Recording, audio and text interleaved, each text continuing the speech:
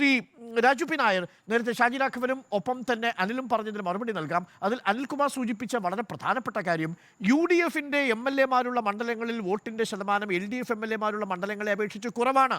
അതിനെ എങ്ങനെയാണ് നിങ്ങൾ വിശദീകരിക്കും? നമ്പർ 1. നമ്പർ 2, ഈ പ്രതിപക്ഷത്തെ വിശ്വസിക്കാൻ കൊള്ളില്ല എന്ന് നിങ്ങൾ 2019 18 MP-മാരും തെളിയിച്ചില്ലേ എന്നുള്ളതാണ്. അപ്പോൾ MP-മാർക്കെതിരായിട്ടുള്ള ഭരണവിരുദ്ധ വികാരം നിസ്സംഗത സൃഷ്ടിച്ചു എന്ന വാദത്തെയും താങ്കൾക്ക് എങ്ങനെ മറുപടി പറയാം? ഒപ്പം ഷാജി രാഘവന്റെ പ്രകടന പത്രികയുടെ വാദവും, രണ്ട് കാര്യത്തിനും മറുപടി പറയാം. ശ്രീ അനിൽകുമാറിനോട് ഒറ്റ മറുപടിയുള്ളൂ. ഈ എന്തെങ്കിലുമൊക്കെ CPM-ന് മേൽക്കൈ ഉണ്ടെന്ന് സ്ഥാപിക്കാൻ വേണ്ടിയുള്ള വിദഗ്ധവാദം പറയുകയാണ്. ഈ ഭരണവിരുദ്ധ വികാരമുണ്ടെങ്കിൽ, ആന്റി ഇൻകംബൻസി ഉണ്ടെങ്കിൽ, അത് തീർച്ചയായിട്ടും ആന്റി ഇൻകംബൻസി ഉള്ള ഇടങ്ങളിൽ ആൾക്കാർ കൂടുതലായിട്ട് ഇറങ്ങി വോട്ട് ചെയ്യുക എന്നുള്ളതാണ്. അപ്പൊ അങ്ങനെയാണെങ്കിൽ അനിൽകുമാറിന്റെ വാദം വെച്ചുകൊണ്ട് LDFന്റെ MLA-മാരോടെല്ലാം ഒരു ആന്റി ഇൻകംബൻസി ഉണ്ട്, അതുകൊണ്ട് അവരെല്ലാം ഇറങ്ങിയിട്ട് വോട്ട് ചെയ്തു എന്നുള്ളത് നമ്മൾ സ്ഥാപിക്കേണ്ടതായിട്ട് വരും. അപ്പൊ അതുകൊണ്ട് വെറുതെ എന്തെങ്കിലുമൊക്കെ പറയാൻ വേണ്ടി പറയുമെന്ന് മാത്രമേ ഉള്ളൂ. അത് ജൂൺ 4 വരെ പറഞ്ഞോട്ടെ, അത്രേ എനിക്ക് പറയാനുള്ളൂ, മറ്റൊന്നും പറയാനില്ല. ഇവിടെ ശ്രീ ഷാജി രാഘവൻ പറഞ്ഞ ചില കാര്യങ്ങൾ, അദ്ദേഹം ഒന്നുകിൽ പ്രധാനമന്ത്രി നരേന്ദ്രമോദിയെ പോലെ കള്ളം പറയുന്നു, അല്ലെങ്കിൽ പ്രധാനമന്ത്രി നരേന്ദ്രമോദിയെ പോലെ അജ്ഞനാണ്. എവിടെയാണ്, ഏത് പ്രകടന പത്രികയിലാണ് ഏതെങ്കിലും ഒരു മതവിഭാഗത്തിന് ഈ രാജ്യത്തിന്റെ സ്വത്ത് നൽകുമെന്ന് പറഞ്ഞത്? ഇനി അത് കടത്തി പറഞ്ഞ വൃത്തികേടെന്താ? ഈ നാട്ടിലെ ജനങ്ങളുടെ സ്വത്ത് ആരുടെ? ഈ നാട്ടിലെ പാവപ്പെട്ട സ്ത്രീകളുടെ മംഗല്യസൂത്രം വിറ്റ് മുസ്ലിങ്ങൾ കൊടുക്കുന്ന പറഞ്ഞത്. ഇത്രയും അധമനായിട്ടുള്ള ഒരു നാണം കെട്ട പ്രധാനമന്ത്രി ഈ രാജ്യത്തുണ്ടായിട്ടുണ്ടോ? ഇത്ര പെരുനുണയനായ ഒരു പ്രധാനമന്ത്രി ഈ രാജ്യത്തുണ്ടായിട്ടുണ്ടോ? പച്ചക്കള്ളം വിളിച്ചു പറയായിരുന്നില്ലേ? നിങ്ങളും ഇവിടെ നിന്ന് കള്ളം വിളിച്ചു പറയല്ലേ? എന്താ മൻമോഹൻ സിംഗ് 2006 പറഞ്ഞത്? മുസ്ലിങ്ങൾക്ക് കൊടുക്കുന്നതാണോ, അല്ലെ മുസ്ലിങ്ങൾക്കാണ് ഇവിടുത്തെ രാജ്യത്തിന്റെ സ്വത്തിന്റെ ഏറ്റവും ആദ്യത്തെ അവകാശം എന്നാണോ? അദ്ദേഹം പറഞ്ഞ പാരഗ്രാഫ് വായിക്കുക.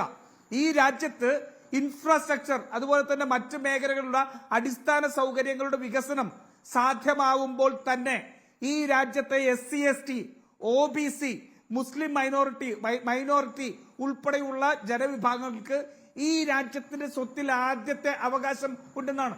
ഷാജി രാഘവൻ, ഞാൻ ഉറപ്പിച്ച് ഇപ്പോഴും പറയുന്നു, ഞങ്ങളുടെ നയം അത് തന്നെയാണ്.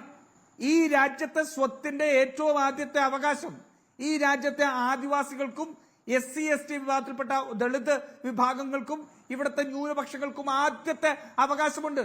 അത് ആശയപരമായ പോരാട്ടമായിരുന്നു ഈ തെരഞ്ഞെടുപ്പിലെ. ആശയപരമായ പോരാട്ടം എന്താ? നിങ്ങൾ അദാനിക്കും അംബാനിക്കുമാണ് ഈ രാജ്യത്തിന്റെ സ്വത്തിലെ ആദ്യത്തെ അവകാശം എന്ന് സ്ഥാപിക്കാൻ നിങ്ങൾ ശ്രമിക്കുന്നു. ഞങ്ങൾ പറയുന്നു, അല്ല, ഈ രാജ്യത്തെ ഏറ്റവും അടിച്ചമർത്തപ്പെട്ട സമൂഹ വിഭാഗങ്ങൾക്കാണ് ഈ രാജ്യത്തിന്റെ സ്വത്തിനുള്ള അവകാശം. അതാണ് ഞങ്ങൾ. പറയട്ടെ, ഞാൻ അനിൽകുമാറിനെ കൂടി പോയി വരാം. നമുക്ക് രണ്ടാം റൗണ്ടിൽ അല്പം വേഗം പോകേണ്ടതുണ്ട്. അരുൺ 30 സെക്കൻഡ്. അതായിരുന്നു ഈ തെരഞ്ഞെടുപ്പിലെ ഏറ്റവും വലിയത്. സാമൂഹിക നീതിയും സാമ്പത്തിക നീതിയുമായിരുന്നു ഈ തെരഞ്ഞെടുപ്പിന്റെ അജണ്ട. നരേന്ദ്രമോദി പുറത്തുനിന്ന് രാമക്ഷേത്രവും മറ്റു കാര്യങ്ങളും പറഞ്ഞ് ചീത്ത പറഞ്ഞത് നരേന്ദ്രമോദിക്ക് അവസാനം കോൺഗ്രസ് വരച്ച കളത്തിനുള്ളിൽ വരേണ്ടി വന്നു. ആ സാമ്പത്തിക നീതി നിങ്ങൾക്ക് ലഭിക്കില്ല എന്ന് OBC-യോടും ദളിതരോടും പറഞ്ഞുകൊണ്ട് അത് മുസ്ലിങ്ങൾക്ക് വേണ്ടി മാത്രമാണെന്ന് വക്രീകരിച്ചു പറയുകയാണെങ്കിൽ പോലും സാമൂഹിക നീതിയുടെയും സാമ്പത്തിക നീതിയുടെയും കോൺഗ്രസ് വരച്ച കളത്തിനുള്ളിൽ നരേന്ദ്രമോദിക്ക് വരേണ്ടി വന്നു. അത് ഈ രാജ്യത്തെ ജനങ്ങൾ ആ വർഗീയ രാഷ്ട്രീയത്തിനപ്പുറം സാമ്പത്തിക നീതി കാണുന്നു എന്നുള്ള എല്ലാ തെളിവുകളും പുറത്തേക്ക് വന്നതിന് ശേഷമാണ്. അതുകൊണ്ട് നിങ്ങൾ പറയുന്ന കള്ളങ്ങളല്ല, ഞങ്ങൾ പറയുന്ന മൻമോഹൻ സിംഗിന്റെ 2006 പ്രസംഗത്തിൽ ഞങ്ങൾ ഉറച്ചു നിൽക്കുന്നു. ഈ രാജ്യത്തിന്റെ ഏറ്റവും ആദ്യത്തെ അവകാശം ആദിവാസികൾക്കും ദളിതർക്കും.